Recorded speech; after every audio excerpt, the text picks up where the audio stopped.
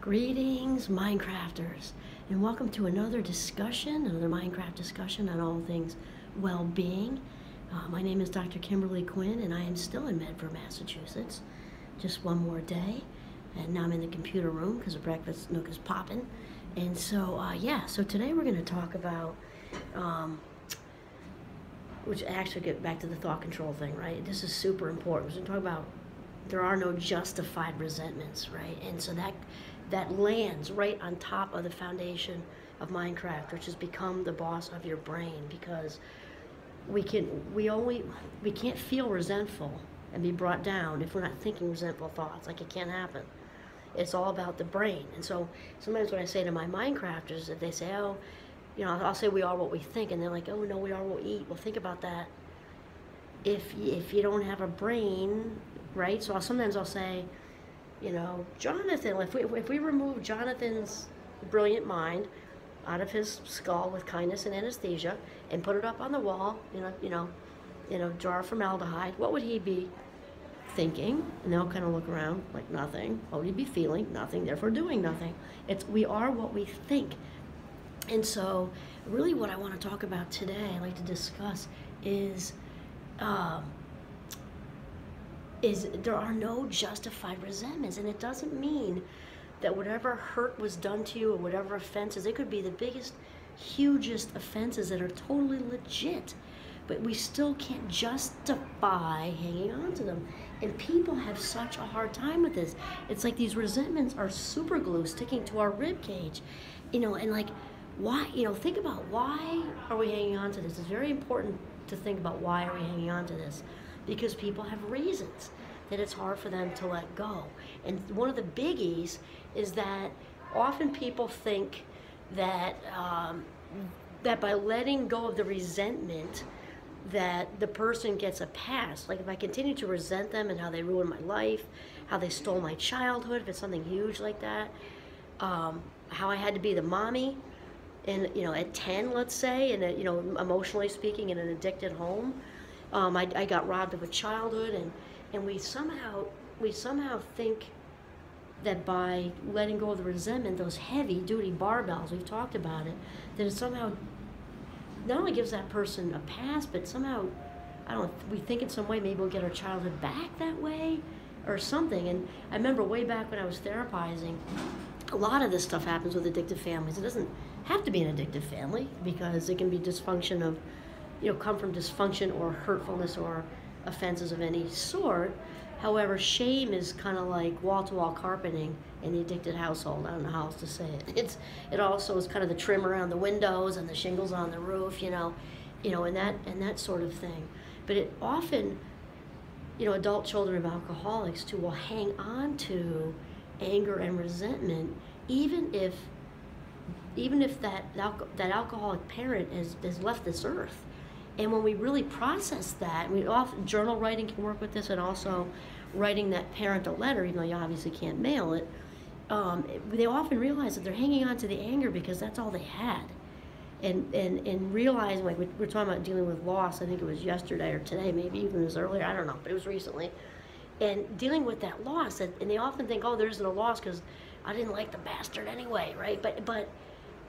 But it is. It's still a loss, even if they were a toxic. They were toxic, and you still, the role of father or mother, or sister or brother or whatever, a partner, it's still a loss, even if it's just complicated. It's a complicated loss. But often people hang on to anger and resentment because they go so well together long after the person is deceased and checked out of here. And it's because there's an attachment to what could have, should have, would have been. It doesn't make a lot of logical sense if you think about it. But if this is you, it doesn't have to make logical sense. Like, why am I hanging on to this anger with this guy who, he was physically in the house, but he wasn't any kind of father, or she was physically in the house, but she wasn't any kind of mother? Why am I hanging on to this? And it's really important to discuss, well, preferably discuss it with a therapist. That would be really great. And also the rest of your support system, and to give yourself the permission, to feel how you feel. We also talked about that. To feel is to heal. And then the thing is to shift out of that after you validate your feeling, like catch and release fishing, right? Catch it, feel the slime, the little catfish, little prickly things on them.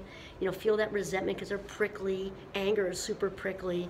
And then throw it back in after you validate your feelings. You don't want to live there. This is what we're talking about. Because when we hang on to anger and resentment, which goes so well together again, we're walking around with like a weight belt. It's in barbells, or picture yourself with a weight belt underneath your clothes that no one else can see. So you're trying to, you know, walk up whatever street, maybe you're shopping for the holidays, you're just going on a nice walk in the woods, and you're dragging around a 25-pound weight belt that no one else can see. When you can shed that stuff, it's just so important. So it's important to look at what the attachment is, because God forbid, even if something is a, you know, huge violator, like in a, you know, a sick adult with a child growing up, that it does not diminish what happened to you or give anybody a pass. It just really literally sets you free. There are no justified resentments. We talked about the marionette thing. There's probably a word for that little stick crossy thing, and you know, when you pull it, they dance around and they kick up their feet and kick up their hands, and so really it's like the resentment is that little crisscrossy thing, you know, pulling and being moved around and making us dance the jig, because that's how resentment works. And let's see, so the past thing, power. We often, I don't know if we're consciously thinking this, we often think if we remain angry and resentful, even if you don't have the anger piece. They do often go together, but they don't have to. We often, it's such a disillusion. It's such, disillusion, it's an illusion, I think, one of those. With anger, because when we hang on to anger, it's like we think we're hanging on to our power, and if we give up that anger and resentment, then we're giving up our power. When it's actually the reverse that is true. We actually, letting go is so empowering. We take our power back. The authentic self doesn't have a desire in the world to be weighted down like that, either with a weight belt or carrying around barbells. And that's the ego trying to hang on to that anger, because we get some kind of a dope fix. And we don't do anything as human beings unless there's payoff in it, nothing. And people get confused that payoff has to be positive, and no, it does not. Self-punishment is a huge reinforcer for behavior. It's like, whap, that'll teach me. And if you grew up in an addicted home, or not, doesn't have to be, where you weren't treated well, we can become very comfortable with not being treated well, and we actually go looking for that unconsciously, you know, throughout our adulthood. I mean, this is no secret to anybody, right? This is why, you know, people are in codependent relationships that involve being mistreated and abused, and all different kinds of ways to be codependent. They keep, you know, we'll break up with this one and that one, and lo and behold, there's one showing up at the door wearing a different outfit. Like, it's not going to change until the work is done in here. And with letting go of the anger and resentment, that's important too, because that negativity leaks like battery acid into everything else. Like, literally our whole lives, our new relationships. So it's not like resentment is in its little box on the shelf, kind of like those little storage thing you put shoes in, like in college. It's, oh, here's my resentment box. I'm going to keep it contained in there, and then go out in the world and spread love and kindness. No, it doesn't work like that. It doesn't mean you're not a good person. It means you're a good person, or you're a good person, or just would benefit from letting go of resentment, because resentment's just like a dark force, and it's kind of attached to self-loathing, shame and blame, and that's a whole cycle, and sometimes hatred. So it's not like I'm just gonna hate this person who sexually molested me as a child, and I'm not gonna hate all these other people. It does not work like that. So it's just so important to realize that resentment is battery acid, and that you are worth more than that. You are worth so much more than that. And when we make a conscious choice to let it go, we are freer. And here's how we let it go. I told you about the Claudia Black definition. Because if we're talking about forgiveness, which in the secular sense, often people think, again, it's to give a past thing, it's whatever. No, we're attached to something that was like happened forever ago. And we often think, ooh, whatever, forgiveness is about forgetting. No, it isn't. Claudia Black said very clearly, back in the 80s, because I watched her myself at St. Mike's way back then, what a little power dynamo she was and still is. And so she said forgiveness has absolutely nothing to do with forgetting. Forgiveness has nothing to do with forgetting. It has everything to do with remembering and choosing to move forward. And remembering and choosing to move forward, that is how we let go, and that's how it stays. And also, just like we were talking about grief before as a process, letting go is a process too. So if we kind of do like this, like we forgive a lot and then we bounce back a little bit, just be patient with yourself. It's also a choice. It's a choice to start with the process and stick with the process, right? We can become aware, we make the choice and the commitment, I want to let this go, and then we keep at it. And not to judge ourselves if we kind of fall off the forgiveness wagon a little bit. We just get back on. This is very, very important to just stick with it and be patient with ourselves while we choose to move forward. And I know that like years ago, because I am thankfully way past this now. I feel as free as a free bee. Honestly, I feel great in my skin. It's taken a long while to get here, though. The idea is not to be in any kind of high horse with that, because that isn't who I am, for one, and I speak the truth mainly. I'll say mainly, number one. I just said that all wrong. Truth is, I live and reside in the truth. So, since I live and reside in the truth, I will tell you that it's been hard. It's been a lot of years of really, working at this. And I went through a thing where I'm like, wow, if I weren't living out of my car and couch hopping, during the end of high school and college, just think of the grades I could have gotten. Okay, well, I did that for a little bit. I'm like, you know what? At a certain point, maybe that's all true, but who gives a shit? Because that isn't what happened. My grades looked like a lasagna noodle.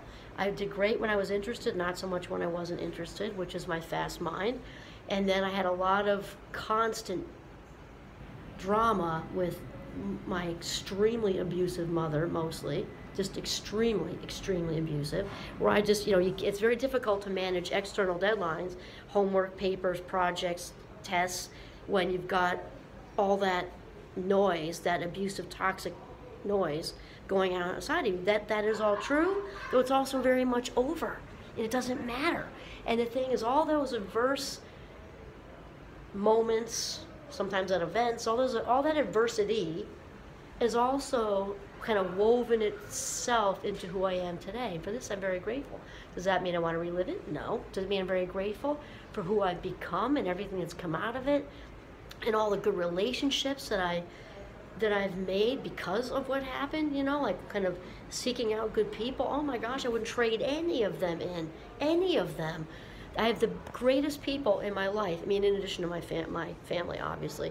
The most wonderful people. Some of them many of them I would even call angels, actually. So the gratitude thing also helps let go of resentments, because when we're filled with gratitude, filled with what is going right, with who is going right, okay, all these wonderful people, and all in our health and the wealth of all that good stuff going on in our lives, it's very difficult to hang on to resentment because there's no room. Resentment and gratitude cannot coexist. They're like opposite, like putting, and then they push apart, poles of magnets or something. That wouldn't work with that, because north and south would attract. Anyway, that was not a good example. So resentment and gratitude cannot coexist. They just cannot. So when we walk around with a grateful mind, leads to a grateful heart, and then pushes resentment right out the back door, gone. And when we practice this, letting go of anger and resentment, the better we get at it. It's like anything else. What we practice, we inevitably get good at. Whether it's playing the violin, speaking Italian, robbing banks, whatever we practice, we get better at. So this comes down to the thought control, right? We can't feel resentful, we can't feel angry unless we're thinking resentful thoughts and thinking angry thoughts. When we think grateful thoughts, we feel grateful, and there is no room for any of the rest of this crapola. That is the main message. Okay, this is Kimberly Quinn signing off from Medford, Massachusetts. Have a mindful, resentment-free day.